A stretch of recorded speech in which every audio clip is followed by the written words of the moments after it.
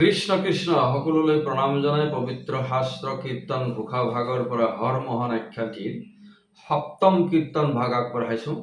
জয় গুৰু শংকৰ, জয় গুৰু মাধৱ। ঘোষাত আছে সপ্তম কীৰ্তন সন্মুখক। অপ্ৰাণ হৰি নেয় বুলি ডাক সাৰে ত্ৰিপুৰাৰী হৰক মোহিয়া জানত মোহন মুৰাৰী প্ৰাণ হৰি নেয় বুলি ডাক সাৰে ত্ৰিপুৰাৰী হৰক মোহিয়া জানত অমোহন মুৰাৰী। দীপলিপ এজনী অপেশ্বৰীৰ ৰূপত সদাশিৱ মহাদেৱক ঈশ্বৰে ভুৱন মোহিনী ৰূপেৰে কেনেধৰণে তেওঁক মোহিত কৰিছে, ইয়াৰ পিছত আকৌ তেওঁৰ পিছে পিছে গৈ আছিলে, তেওঁ লাগ নেদে, তেওঁ পিছে পিছে গৈ আছে, খুব ব্যাকুল হৈছে তেওঁৰ সংগ পাবলৈ। তাৰপিছত কি হয় শুনোৱা হওক।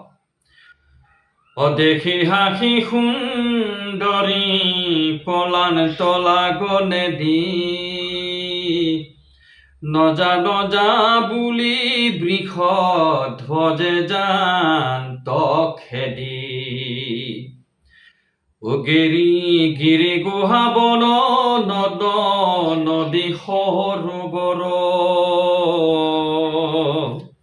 খেদিৰা ফুৰণ তহৰে দীপ দীপান্তৰ। গতিকে তেওঁ পিছে পিছে গৈ আছে আৰু বিষ্ণুৰ মোহিনী ৰূপটো লগ নিদি পেলাই আগে আগে চলনা কৰি গৈ আছে। পৰ্বত বননি নদ নদী গাঁও গোটেই ঘূৰি ফুৰিছে। তেওঁ গমেই নাপায় মই ক'ত ঘূৰি ফুৰিছো, মাত্ৰ তেওঁৰ লক্ষ্য মোহিনীৰ সংগ পোৱা। ৰাম আছে ঋষি গণৰ আশ্ৰম যত যত অপলানতে খেদনতে দুয়ো প্ৰৱেশিলা তাত। এনেকে গৈ গৈ তেওঁলোকে ঋষিৰ আশ্ৰমো পালেগৈ।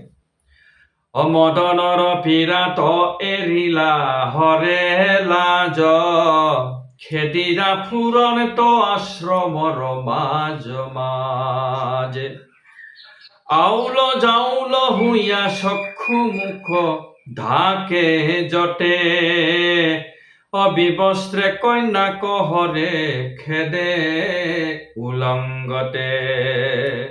তেওঁৰ চুলি একদম আউল বাউল হৈ গোটেই মুখখনে ঢাকি ধৰিছে, এনে জটা চুলি এনেকুৱা ধৰণৰ তেওঁৰ।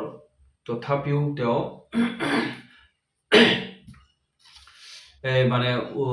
ৰমণীৰ পিছে পিছে ঘূৰি ফুৰিছে। তেওঁ কাপোৰ আগতেই বিবস্ত্ৰ হৈ গৈছে, তেওঁৰ কাপোৰ খুলি গ'ল, তেওঁ গমেই নাপায়।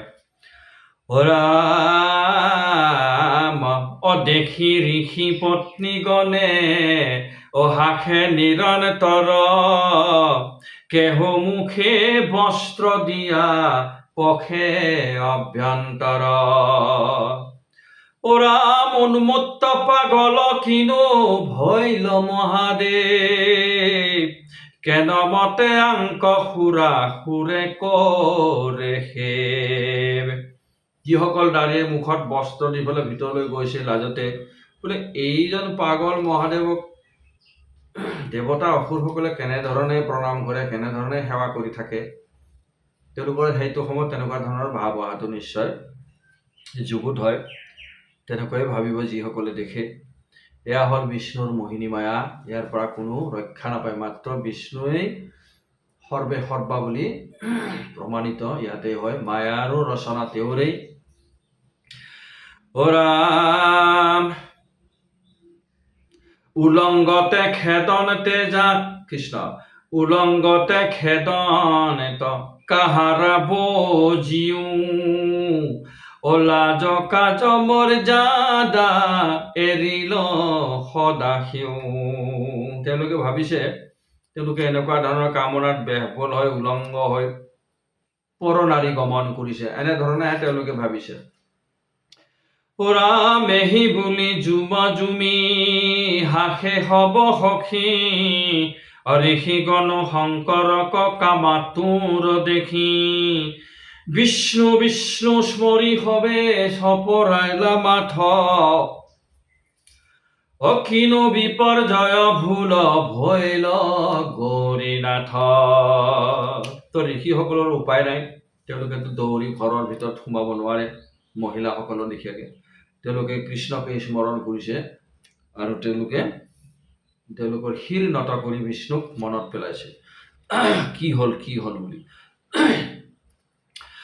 কেহু বোলে শংকৰৰ কোনে মায়া বুজা, পাদ্য অৰ্ঘ্য আনা আগো বাঢ়ি কৰো পূজা, এহি বুলি উঠি জানত কত ঋষি গণ, লৱৰন্তে কৰ জোৰে বুলন তব শৰণ। তেওঁলোকৰ কিছুমান ঋষিসকলে আকৌ ভাবিছে যে শংকৰৰ মায়ানো কোনে বুজি পায়, কি মায়াৰ কাৰণে বা কি বা মায়া তেওঁ আমাক দেখুৱাব বিচাৰিছে, গতিকে তোমালোকে সেইবোৰ নাচাবা, তোমালোকে মাত্ৰ পাদ্য অৰ্ঘ্য পূজা অৰ্ঘ্যৰ বস্তুবিলাক লৈ আহা, দ্ৰব্যবিলাক লৈ আহা, আমি তেওঁৰ পূজা কৰিব লাগে। তেনেধৰণে কিছুমান ঋষিয়ে কোৱা কৰিছে। ৰাম তুমি সৰাচৰ গুৰু জগতৰ বাপ, সৰ্বজান হৈয়াবে কৰা হে নবা পাপ। তেওঁলোকে স্তুতি কৰিব লাগিব। খনেক বিশ্ৰাম কৰা আমাৰ থানত, অযতে কবুলন তবানে নপহে কাণত। তেওঁলোকে এনেধৰণে তুতি নাতি কৰিলে, হে প্ৰভু তুমি কি কৰিবলৈ গৈছা, আমি একো বুজি পোৱা নাই, তুমি সৰ্বজান হোৱা, তুমি জগত ঈশ্বৰ হোৱা, গতিকে হে প্ৰভু আমাক অকণমান সুবিধা দিয়া, তোমাৰ সেৱা কৰিবলৈ তুমি আমাৰ আশ্ৰমৰ অকণমান ৰখি যোৱা। কিন্তু সদাশিৱই মাত্ৰ একান্ত তেওঁৰ ধ্যানটো হ'ল ৰমণীৰ ওপৰত, তেওঁ বাকীখিনি চব পাহৰি গৈছে, সংসাৰখনকে তেওঁ পাহৰি গৈছে। গতিকে ঋষিসকলৰ স্তুতি নাতি আৰু ক'ত শুনিব। ৰাম কামিনী হৰিল চিত্তে, কামে ভৈলা ভুল, নুশুনন্ত শংকৰে ঋষিৰ মাত বোল, ৰমণীৰ পাছে পাছে ফুৰন্ত লবৰী, গাঁও দেখাই সুন্দৰী পলান্ত ভৰি ভৰি। তেওঁ ৰমণীৰ পিছে পিছে আকৌ বিষ্ণুৱে তেওঁৰ ৰমণী ৰূপটোত পুৰা ইফালে সিফালে অংগ প্ৰত্যংগ প্ৰদৰ্শন কৰি কৰি তেওঁক আকৌ ব্যাকুল কৰি পেলাই তেওঁ দৌৰি গৈ আছে, হৰো পিছে পিছে গৈ আছে। ৰাম নপাৱন লাগতান নাহি সুখ শান্তি, খেদনতে হৰ ভৈল হাৰা শাস্তি, উগুল থুগুল মন মদনে বিকল, বহিবে লাগিল শংকৰৰ বিন্দু জল, হস্তিনিক খেদনতে হস্থিৰ যে নশ্ৰৱে, যেনে গিৰি শিখৰৰ গেৰু ধাৰা বহে, সেইমতে শংকৰৰ বিন্দু যায় পৰি, দেখি ঋষি গণ আন্তৰিল তাংক এৰি। তেনেকে অধিক ব্যাকুল হৈ যোৱাৰ পিছত সদাশিৱৰ বিন্দু জল ববলৈ ধৰিলে, যেনেকে পৰ্বতৰ পৰা ৰঙা মাটি মিহলি পানীৰ সোঁত বৈ যায়, ঠিক তেনেধৰণে ঈশ্বৰ হয় জগতৰ ঈশ্বৰ, গতিকে তেনেধৰণে তেওঁৰ বিন্দু বৈ যাবলৈ ধৰিছে। আৰু তেতিয়া ঋষিসকলে সেই দৃশ্য দেখি তেওঁৰ স্তুতি নাতি কৰা বাদ দি তেওঁলোকো তেওঁৰ পৰা আঁতৰি আহিল। ৰাম পিঠি দিয়া কতো সুমৰন্ত হৰি ৰাম, মহাযোগী শংকৰ আহান হে নকাম, এহি বুলি ঋষিগণ গৈলা ঘৰা ঘৰি, সুমৰীয়া ঋষিকেশ ৰাম কৃষ্ণ হৰি, হৰি ৰাম ৰাম ৰাম। কৃষ্ণ। এয়া হ'ল বিষ্ণুৰ মোহিনী মায়া। ইয়াৰ পৰা কোনেও ৰক্ষা পাব নোৱাৰে। ৰক্ষা মাত্ৰ একমাত্ৰ যেনেকে তেওঁ মোহিনীৰ ৰূপত মোহিনীৰ সংগ পাবলৈ ব্যাকুল হৈছে, ঠিক তেনেধৰণে যদি ভকতিটোত ঈশ্বৰৰ চৰণ যুগলত ভক্তিৰত হ'বৰ কাৰণে যদি ব্যাকুল হৈ থাকে, তেনেহ'লেহে এই মায়াৰ পৰা মুক্ত হোৱা যায়। গতিকে প্ৰাথমিক স্তৰৰ পৰাই ঈশ্বৰৰ নাম যদি আমি নিৰন্তৰে ল'বলৈ অভ্যাস কৰোঁ, তেনেহ'লে নিশ্চয় মনটোক এনেধৰণৰ কাৰ্যৰ পৰা বিৰোধ কৰিব পৰা যায়, নিয়ন্ত্ৰণ কৰিব পৰা যায়। কোনো অসম্ভৱ কথা নহয়। কৃষ্ণ এইখিনিতে সামৰিছোঁ। ইয়াৰ পৰৱৰ্তী কীৰ্তন ভাগলৈ আগবঢ়াম। জয় গুৰু শংকৰ।